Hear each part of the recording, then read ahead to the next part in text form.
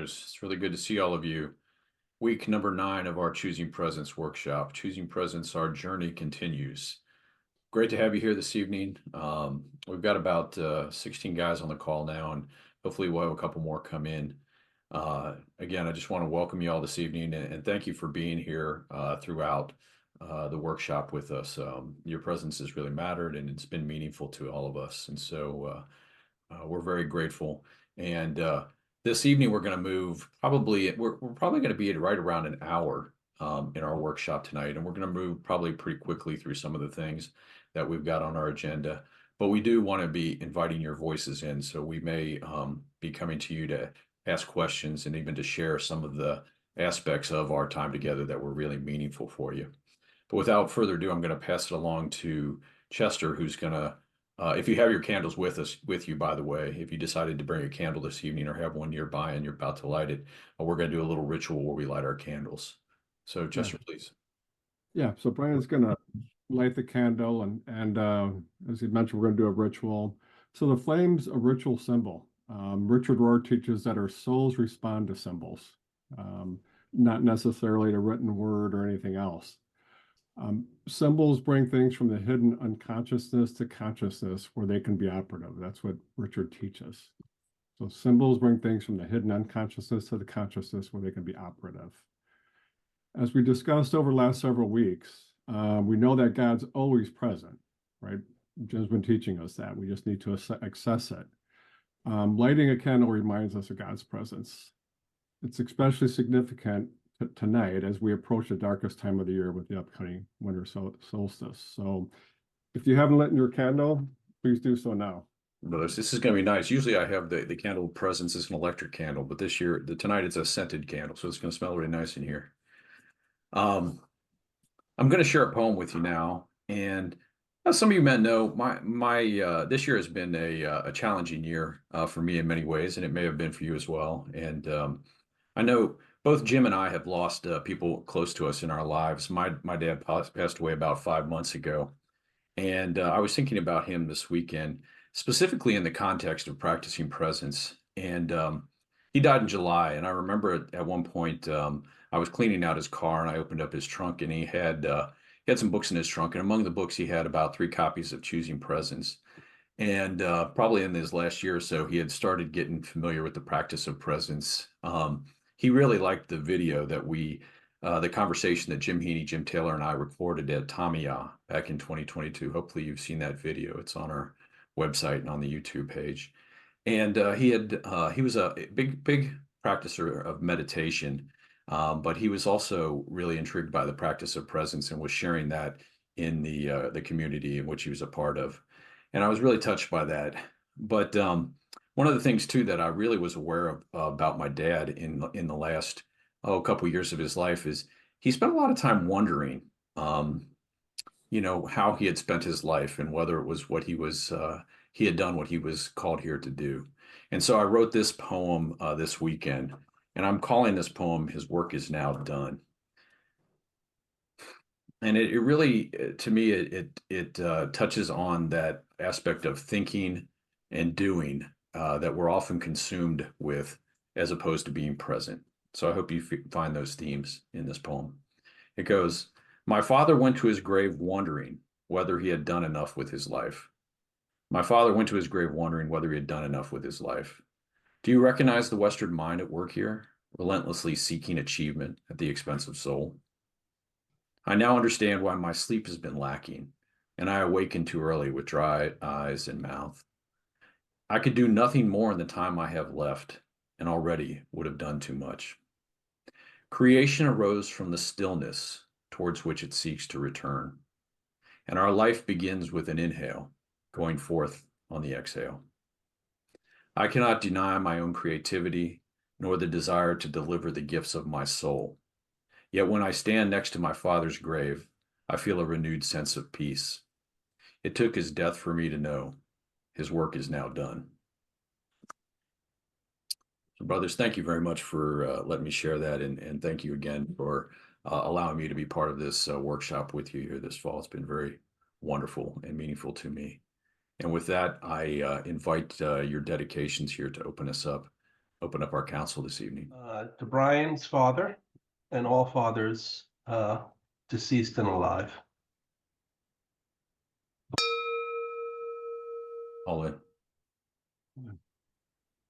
Just dedicate this to all of those gathered here and those who were participating in this workshop. Peace. Here. Here. I dedicate this council to the healing of all men on the planet. All men on the planet. That we come to understand our role here is to help one another to heal. Our journey on this earth plane is really rather short. We're in a temporal world, and don't get fixated and attached to the nonsense. So I healing of all men, boys on this planet here. Here. Thank you, brothers, for your dedications. And so we dedicate our council to all those dedications mentioned and those unspoken on our hearts. Thank you, brothers. So now we're going to jump into our practice of presence here. We're going to do a 10-minute sit together. We start each day with the practice of presence and bring in stillness. That is our foundation that we return to throughout the day. Practice this exercise in a quiet, comfortable place, if possible. Either sitting on the floor or in a chair with your back straight. Aim to work up to 15 to 20 minutes. There are very specific reasons why we practice presence the way we do. Our experience is that it makes access to stillness easier and deeper. We put our hand over our heart because this helps release a calming hormone called oxytocin. We praise God because it humbles us. We are aware that we cannot change ourselves without experiencing God's Spirit within us. Our core intention is always to connect with our vibrant inner life, which is God's spiritual energy. Keep in mind that you may slowly say a sacred word, such as Yahweh or Jesus, on each in-breath, which makes it easier to actually take those long, slow breaths. To begin, sit quietly and put your hand over your heart. Praise God and ask Him what you would like Him to do for you inside. For example, Father, all goodness comes from you. Let your peace flow through me. Take a deep, slow breath in, breathing deeply through your nose. Follow the breath as it fills your lungs up with air. Expand your chest until you cannot take in any more air. Release the breath slowly out through your nose until all the air is expended. The out breath should be longer than the in breath. On the slow out breath, you should soon start to feel stillness and get a taste of your vibrant inner life. It is when you start to become aware of it on some level. Focus on the breath with each slow intake and each slow outtake. Focusing on the breath is essential in the practice of presence. When we are consciously focusing on our breath, we cannot think at the same time. When we are consciously present, there are no worries, anxieties, or stress, no lack of self-esteem, because none of that exists in this present moment. It only happens in our unobserved mind, when we are unconsciously living through memory or anticipation. It is important to continue taking 3 deep conscious breaths once an hour or more throughout the day. This is how the practice of presence teaches us, through the stillness we create and what we experience inside. That vibrant inner life is God's Spirit within us, our inner intelligence. When we start the day this way, it becomes our foundation. We know exactly what we're looking for then and throughout the day. This is the first part of inner conditioning, which is essential. That is what renews us throughout the day.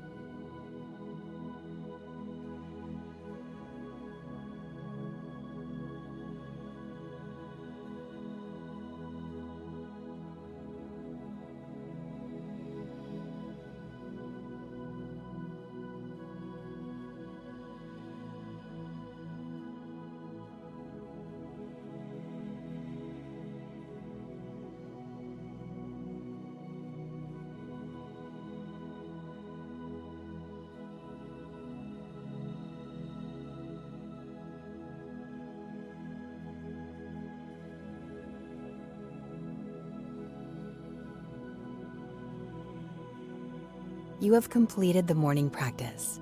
Now continue taking 3 conscious breaths or more every hour to renew yourself. All right, brothers, welcome back. Doing that practice every session really does help me feel more grounded and, dare I say, present in this collective space together. I hope you feel the same way. And just again, we urge you to continue to, if you're using the Practice of Presence app, to use that to enhance your daily meditation and help you with the hourly reminders. All right, here. Moving right along, we asked you in our email summary last week and then our message reminder for this evening, we invited you guys to send us an email in which you shared some messages that were critical to you or that you were inspired by from the text and from our time together in choosing presence. And we had quite a few of you men respond to that request, and we really do appreciate that. So I'm going to ask a couple of men to share a little bit about them, share some of those messages that were inspiring to them and maybe describe why that is. And we won't be able to hear from everyone, I don't think, so I apologize for that ahead of time. But we really do want to bring those voices in. So let me start in sort of the order that they came in. So let me see if he's here. Dave Metters. You had written to us that you were inspired about the books by the book's parts about anxiety and negativity and the toxic nature of living in memory and anticipation instead of the present. So could you describe a little bit more about how those messages influenced you and benefited you? Sure. I came across the Enneagram for the first time a couple of years ago, and then reading about it and kind of I took one of the tests and then talking about it with some other people, even a therapist at one point. Became pretty clear to me that I'm a 6, and I am. And my if my wife were to come on here, she would say, "Yes, you are," because my go-to reaction to things is kind of a worst case scenario kind of thinking, where I tend to see what could possibly go wrong, and then to think about it and sometimes dwell on it. So negativity has been a powerful thing in my life, but I wasn't very good at seeing it. I don't know how perceptive I am anyway, but I'm definitely not good at seeing my own stuff. So it took other people to help me to see this in me, and then to try to get help with it. So just the power of seeing that I have this going on, and it's just a reaction that I do without even thinking. And I think this book explains that so well, and it puts it into words that really were powerful for me to clarify, things that I struggle with, like mind clutter, negative thinking, getting caught like in this treadmill of thinking, and then feeling stuck and not knowing what to do. But then, not only to recognize that, but then also for me to know that there's something I can do to deal with it. And, the stopping and breathing and seeking the presence of God in the way that this app helps you to do it, is such a powerful thing for me, because it helps me to be able to do something about the negativity that I deal with. So that part of the book was very powerful for me. All in. Thank you, Dave. Really appreciate that. Another Dave had written to us about the Dave Tillman about stillness and silence being similar, but they're not the same. And I got to say, Dave, when I read your email, I was kind of inspired in a way. I do think that this book makes us think about stillness in a way that we usually don't, and silence in a way that we usually don't, because we live in such a busy world. In fact, a few years ago, I got really consumed by this book called Waking Up to the Dark by Clark Strand. I don't know if anybody else has ever heard of that, but in that book, he talks about what the world was like before artificial light, and how our days were much more governed by the light of the sun and the moon, and the circadian rhythms and things like that, and how artificial light had changed things. And I was thinking, probably all the noise in the modern world has really changed things too. We're aware of stillness and silence, but we don't quite experience them the same way. But Dave, I want to invite you to talk a little bit about stillness and silence and what you found about those two things in this book. Thank you, Brian. Yeah, just reading that part in the book and just thinking about it really helped me, because when I think about meditation, I think about the silence, but it goes deeper than that, and it's the stillness. And so hopefully you can get in a quiet place and in the silence. But it's different at night when I go to bed, it's silent, but there's a stillness where the way I see it, the mind is still engaged, different than sleep. And so yet the body becomes more relaxed in the silence. And so to me, it's just that awareness has really helped. And there's a knowingness in that stillness that just continues to develop, not only in the practice, but just as I age. I think part of it comes with age, spending a lot of time as a hospice chaplain with older people. I just realized that there are some benefits of aging in learning how to let go. I think it's just, that awareness is just given me the permission to let go. And that's part of it in the silence, by letting go and just focusing on the breath brings me to a place where there's a knowingness. And it's something that I felt even before that I practiced this, that I'm not alone, that I'm loved, lovable, and loving. And it doesn't mean that life doesn't get in the way, but it is there and always been there. I think it's part of our birthright. And we spend most of our lives, not our whole lives, just learning to love ourselves more fully. And this is one way to do that and have a clearer vision. And as we love ourselves more fully, then we're able to share that love with others in that fullness. So that is an experience that's really helped. And just one more thing too, just resistance too is another thing I wrote about. And just it's so hard to resist things. And what I've kind of learned with this and just been thinking about over the last couple of years is just I'm a number 9 in the Enneagram, which is try to be a peacemaker. Well, trying to be a peacemaker is you try to get everybody to be happy, and a lot of times you don't know who you are, or I don't know who I am. But this is the way of just with all that's going on in the world politically and with the wars and stuff, it's a time to be very anxious, and especially with the division in the world conversations. I kind of shy away from talking with people in depth that think very differently than I do. And what I'm learning is just to let God be God. And just as I wrote here, now I'm just being a channel to share and express God's love more fully.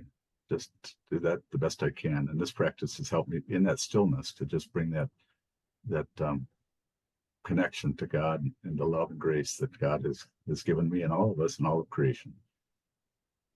So thank you. Thank you, Dave. It's touching here. I'd also like Bill Fleming responded to our inquiry with some more of a poetic response where he talked about spending some time in nature and how that put him in the space between past and future.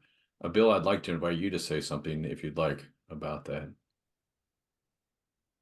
Yeah, I'd like to let you know something that happened to me on Saturday. I was at an outdoor meditation, and for me, it started with a couple of deep breaths. Well, all the people there were sort of sent out to different places outdoors, but I went to a certain place in the prairie, and I stopped and I took my deep breaths, and I experienced standing firmly rooted on the prairie, west wind swaying me like a maple's branches. I give a bit, I lean a bit, I lean into the wind, and that uneases my footing. And occasionally it blows leaves on my face.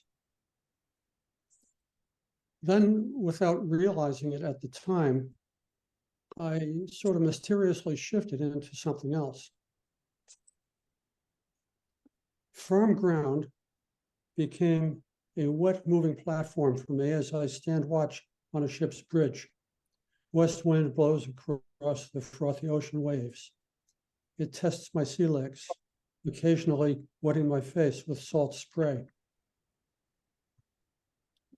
Now, I remained in ocean's presence for about 20 minutes, perhaps, unaware of anything else. Soon afterwards, I realized I was in the liminal space between the past and the future, unlike any other for me. Then I picked up my pen to write my memory of what happened. Peace. Thank you, Bill. Peace. Yeah, appreciate it.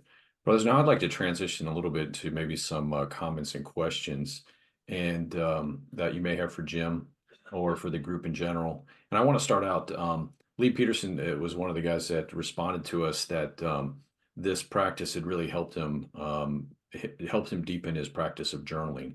And so in his message, he actually said he'd like to hear a little bit more about Jim's experience with journaling and specifically around the practice of presence. So I want to invite Jim Heaney to maybe answer that question for Lee, if I may. The question is about your practice of journaling, and whether or not you have a daily practice of journaling, and because he found that to be a very beneficial part of his practice. Well, I do. Well, let's put it this way. If I took all my journaling out, I would probably have a mini library. It's like this. As we grow in presence, our awareness changes. And when our awareness changes, our actions change. Because when our awareness changes, it's the beginning of the end of self-created misery and suffering. Now, that doesn't mean we're never going to have problems and we're never going to have situations that shake us up or even lead us into anxiety. But those negative emotions stop taking us over. And every time over the years, I started writing them down. I must have, who knows how many, I could probably fill a whole book just with that. So journaling to me is the wisdom of God's Spirit that comes to us through stillness. See, a lot of us, sometimes we ask ourselves, well, how do I know that I'm connecting with God's Spirit? Well, here's my experience in that. When we are still and we experience that calm, that peace, can we create it? Can we control it? Obviously not. We can only be present to it. And that in itself is what inner conditions us spiritually. That is the gift. Everything pivots around a clear before and after, which inner conditions us spiritually, but that is when we personally experience our true power through stillness and intention. It's the inner experience of the peace and union that humbles us every day and continues to humble us throughout the day through our hourly intention. So it's so simple yet so complex to say, I only learn through stillness because I am not doing it. And what I tell everyone is, when we realize we are not doing it, then we actually start to get it. Then we surrender. Then we put our trust in God. We put our trust in Jesus. Thank you, Jim. Peace.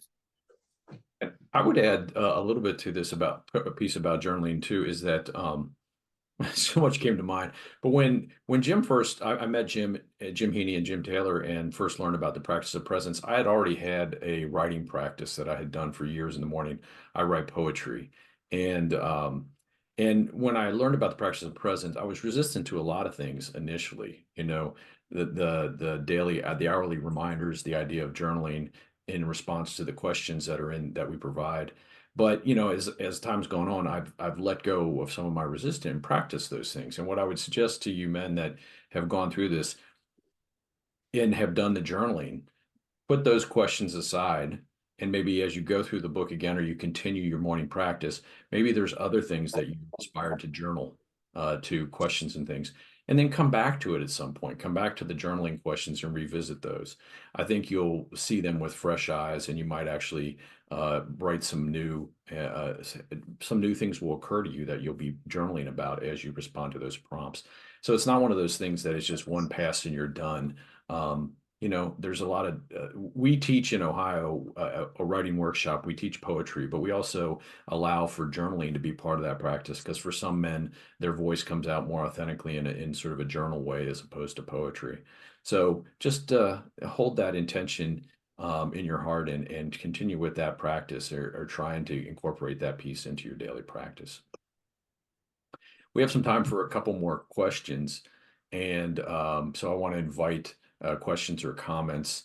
I'm going to switch to gallery view here so that I can see anybody that would like to share a comment or question with Jim and the rest of the group. Okay, go ahead, Jim Erickson. Just a comment. I've been conscious about being unconscious, if you will. I'm starting to catch myself when I ruminate or whatever, when I'm thinking too far ahead. I'm catching myself, and I'm thinking, this is not good for me. I better stay in the present. Just a comment I'd like to make. I don't know. Knowing what to do doesn't mean I'm going to do what I know, but I do know that much, that that's dangerous for me not to live in the present. Well, let me say this here. That is what we call, which we've said over and over again, inner spiritual conditioning. As we become more still, as we become more aware of our inner body, our outer actions change. The pattern is always, for all of us, our whole lives, we have negative thoughts, we have negative emotions, we have negative reactions. As we grow in presence, it stops at negative thoughts before it gets to negative emotions and negative reactions. That's a power none of us have had until we truly surrender to the peace and power of the present moment. And it absolutely is a power that we do not have access to when we are in that unconscious mind. Thank you. Peace. Brothers, is there anyone else that has a comment or question they'd like to share? Chris Mula. Yeah, the journaling I struggle with, it's kind of weird. I was, my degree is in education, so I understand writing things down, but it feels so legalistic to me in my head, but I know the value of it. And so, you know, I have friends who journal, but they write every thought that comes into their mind. And then, so I tried writing, and I'm not sure if it works for me or not. I guess that's, I don't even know what my question is. I'm struggling with that aspect of it, although I know the value of it. Because when we write it down, those things that I do write down tend to stay with me. I think what happens to us as we grow in presence and become more still, it's not that we are, let me journal every morning at 8 o'clock, or let me journal every evening at 6 o'clock. No, it's let me be still. And all of a sudden, and I'm sure you're starting to experience this, the things you saw before, you actually see it differently now. Okay, the motives I had before presence, I could not tolerate now, because I know the consequences of living a false life. And if I live a false life, I cannot be present in the morning without living in that same, either in presence or close to presence throughout the day. And for many of us, our ego takes over and says, holy mackerel, that's like way too much work. No, it's actually effortless. Why?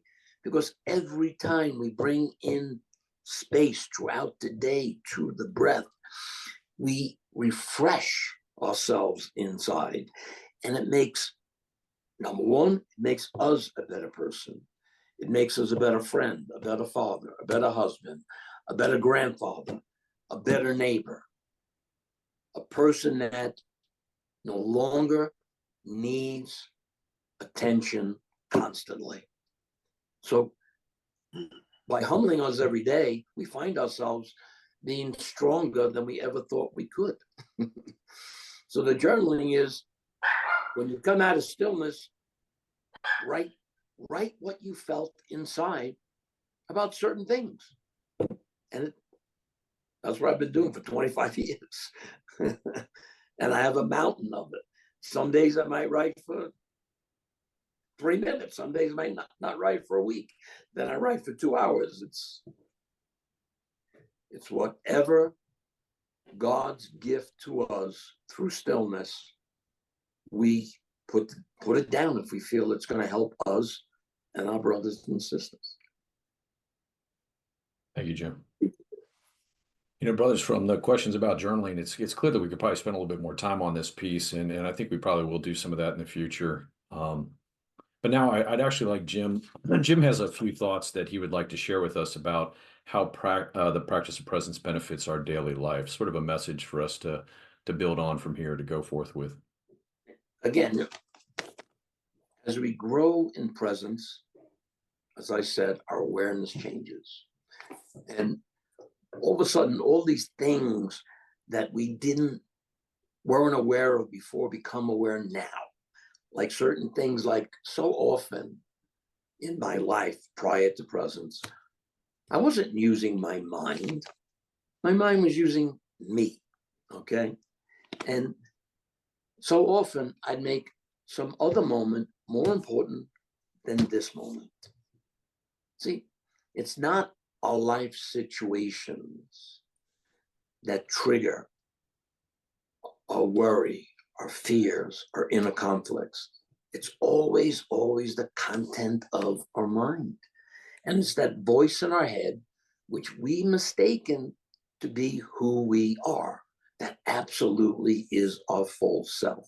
And it can make up any story, and we will totally believe it, like I did for many, many years. In unconsciousness, we create a spiritual wasteland, disconnected from our true self. But as we grow in presence, all of a sudden our awareness changes, and we refuse to live like that anymore. That's the gift. And because stillness frees us from what feeds our inner negativity. We stop being so self-conscious because we stop being unconscious. And whether it's you or me, we can't live authentic life without taking responsibility for the present moment. And presence, again, which we've said many times, is not about an answer. It's about an action. And we can't think our way into presence. But we can think our way into all types of misery and worry and anger and comparing and judging. It's that, again, that clear before and after. We'll get to the point where we say, well, I want to do my morning practice too. We crave to do our morning practice. We crave to renew ourselves throughout the day. And you'll have the alarm and the hourly alarm, but you'll find yourself using it a lot more than the alarm goes off, because when you are feeling a sense of union, you absolutely want to continue that peace at some level. And If you're getting too far from the present moment, you absolutely want to get back to reality because you know exactly where that's going to lead you. Peace, brothers. Thank you, Jim. Brothers, excuse me, brothers, I want to let you guys know that this is not the last opportunity that you will have to connect with Jim or to connect with any of us, myself or Chester, or share some of your thoughts, experiences, or even your questions. We urge you to please, remain in contact, and you can reach out to us. Probably the easiest way is via the email message, but let us know, how what's going on with your practice, what's coming up for you, and if you do have any questions or comments or suggestions. So one of the guys that wrote to us, Daniel Gunderson, he had one of the things that resonated for him was Jim's story about talking to Richard Rohr, and Richard telling Jim that practice is everything. And as you recall, that really changed Jim's focus, in how he practiced meditation and really sought presence in his life. And so one of the things we're going to do now is we're going to share what Richard Rohr has to say about presence in an excerpt from the Universal Christ. So I'm going to invite Chester to share that passage with us. Yeah, so this comes from page 52 of the Universal Christ. Pause to focus on an incarnation of God's love apparent near you right now. You must risk it. I hope a larger understanding is dawning for you. Anything that draws you out of yourself in a positive way for all practical purposes is operating as God for you at that moment. So anything that draws you out of yourself in a positive way for all practical purposes is operating as God for you at that moment. How else can the journey begin? How else are you drawn forward now, not by idle beliefs, but by inner aliveness? God needs something to seduce you out and beyond yourself. So God uses three things in particular: goodness, truth, and beauty. All three have the capacity to draw us into an experience of union. You cannot think your way into this kind of radiant, expansive seeing. You must be caught in a relationship of love and awe now and then, and it often comes slowly through osmosis, imitation, resonance, contemplation, and mirroring. The Christ is always given freely, tossed like a baton from the other side. Our only part in the process is to reach out and catch it every now and then. For Paul and for ordinary mystics like you and me, the kind of seeing I'm describing is a relational and reciprocal experience in which we find God simultaneously in ourselves and in the outer world beyond ourselves. I doubt if there's any other way. Presence is never self-generated, but always a gift from another, and faith is always rational at the core. Divine seeing cannot be done alone, but only as one consciousness interfaces with another, and the two parties volley back and forth, meeting subject to subject. Presence must be offered and given, evoked and received. It can happen in a physical gesture, a quiet word or smile, a meal shared with someone we care for, where we are suddenly enlivened by a force larger than the two of us. It is so important to taste, touch, and trust such moments. Words and complex rituals almost get in the way at this point. All you can really do is return such presence with your own presence. Nothing to believe here at all. Just learn to trust and draw forth your own deepest experience, and you will know that Christ all day, every day, before and after you ever go to any kind of religious service. Church, temple, and mosque will start to make sense on whole new levels, and at the same time, church, temple, and mosque will become totally boring and unnecessary. I promise you both will be true because you are already fully accepted and fully accepting. Thank you, Chester. Jim, when we shared that passage together this morning at our planning session, you said, that's the clear before and after. Do you want to say anything about that? Oh, absolutely. And it is. What Rich is talking about is what we've been talking about for 9 weeks. That clear before and after.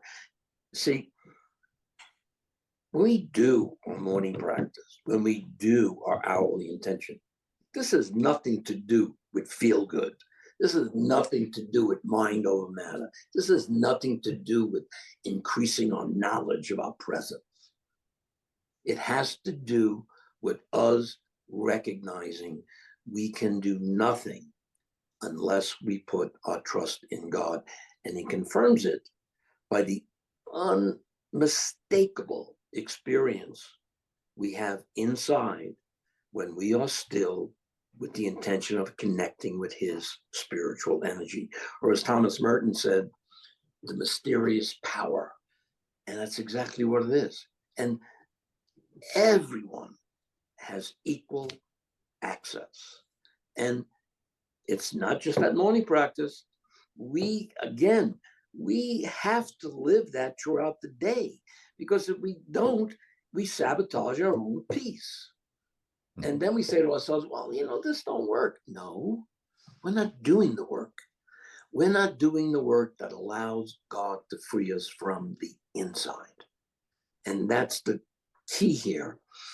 It's the absolute before and after, the unmistakable before and after, but also it's the realization that we are not doing it.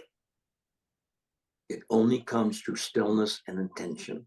We can't control it and we can't create it. We can only be present to it. So we have to take the burden off ourselves. You're not doing it and I'm not doing it. God is doing it through stillness and intention. Peace. Thank you, Jim. And brothers, as we kind of round out our time here together in the formal part of our workshop, I just want to impress upon you how this practice, the practice of presence, really touches on the perennial wisdom of teachers and traditions, and even the perennial wisdom that we find in nature. And I think that's why it's so resonant for me. And I want you to feel that as well. I hope that you feel that as well from your own experience. When I first read through this book, I realized that Jim was drawing on greater truths and wisdom that he had experienced in his own life, on his own spiritual journey. And that's very powerful.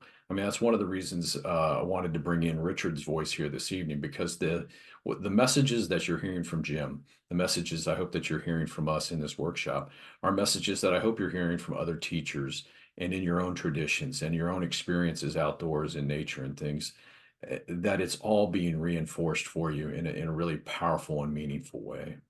So I encourage you, just as Jim and Chester would as well, to continue with this practice of presence and just see how it deepens for you.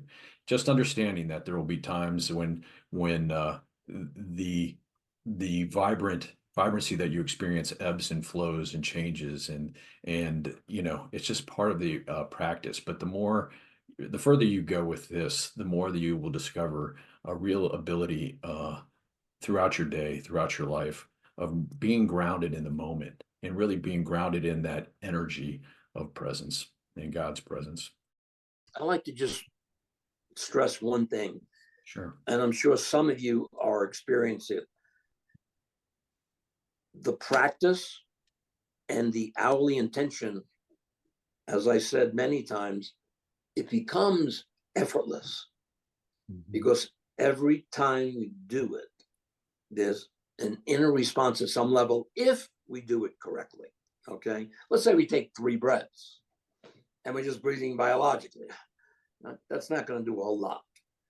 But if we breathe with the right intention, and let's say we don't feel that, okay, that's fine. Just breathe a little longer. And I guarantee you that'll change. Anyway, I pray one thing, that all of us continue and get to the point where it's effortless for each of us, because that is God's intention through stillness. Amen. Thank you, Jim. And again, we hope that you've enjoyed our time together, and we really want to thank you for being with us. I want to thank Jim for really making this possible through his book, but also through enabling me to do this work. And also, my deepest sincere gratitude go to Jim and Chester for helping facilitate this workshop and giving so generously of their time and their experience, and even Mark Malos, who was with us for the first part of this retreat too. It really did take a team to make this possible, and of course, all of you guys that had registered and trusted this process and have joined us week in and week out. We really are grateful for that. We want you to continue using the Practice of Presence app to help you with your daily practices and again your hourly reminders. We are aware that there's some minor issues with the updated app on older devices, and working with our developer to fix that. So if you're one of the people that are affected by that, we'll try to keep you updated on our progress in getting that fixed. But I have heard from some of you that you are finding the app easy to use, and it's part of your daily practice. I want to let you know this session, like all the others, will be available at our website, ohioillumin.org/presence. And I encourage you to return there often for all the videos. All of the materials from tonight, the things that we read from Universal Christ, my poem, will also be up on the website. So you can go back and revisit that, rewatch some of the sessions if you find that helpful, and even share it with some of the other people. We have created a survey, and I'm going to send that out to you in a email probably either tomorrow or Wednesday of this week. You can see it now if you go to choosingpresence.org/workshop-survey. You can get a head start on it, but we would really love your feedback.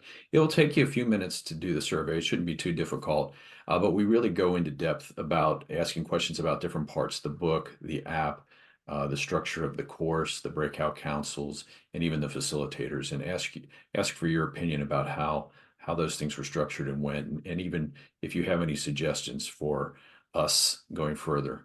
We'd love to have you review the book, Choosing Presence, on Amazon. That's very helpful. We'd love to have you leave an App Store review for us.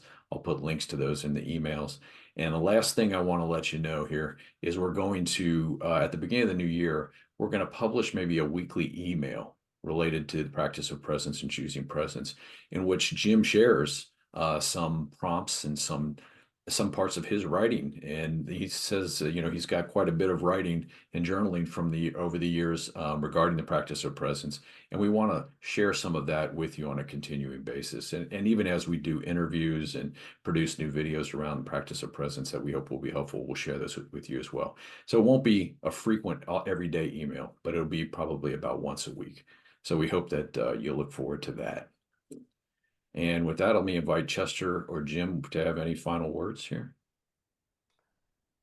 No, I thought it was a wonderful class overall, and being in the breakout rooms was truly excellent. I mean, the men were wonderful. I agree. Thank you. And I feel the same way. Working with Brian and Jim has been an absolute pleasure. I've learned so much, Jim, from you in participating with you. And the breakout rooms were wonderful as well, and really appreciated everybody's comments and feedback and participation. Yeah. I might add one thing is, all the men, all you men, doing, let's say, I don't care, and first of all of you, if you wanted to, could do a class. It's not so much teacher dependent. What it's dependent on is reading the book, using the app, answering the questions, and most of all, doing the practices. It's not complicated. It's not, we say a lot of things. It's not what we say. It's the practices that ultimately teach us. They all shall be taught by God. We are all pointers, and you could also be a pointer. Absolutely. And the way Jim's put the program together, it's all right there for you. It's very easy to walk through the prompts, on a weekly basis, and he's already got it. It's not like you would need to reinvent the wheel here. No, I appreciate what you guys are saying, because Chester and I are both very active in Lumen chapters, Chester in Illinois, myself in Ohio. And as chapter leaders, we're looking always for programs and things like that we can share with the men in our regions. And, Choosing Presence is one of those Lumen sanctioned programs that we can share. And, you know, you might be part of other communities as well. We also want to reach out to spiritual directors because we feel like having spiritual directors learn about the practice of presence, it might be something that they would consider offering also to the people that they direct on their spiritual journeys too. So yeah, we just want you to know that those opportunities are available out there, and you can contact me, Chester, Jim, and let us know that you're interested, and we will really help facilitate those teaching opportunities for you if possible. So thanks so much again. And Chester is going to guide us here through the extinguishing of our candles here as we depart. Yeah, so as we extinguish our candles, ending our time together, you know, may we continue to carry God's light within our hearts and out into the world as we go forward from this meeting. So our time together is ended. You know, please extinguish your candles.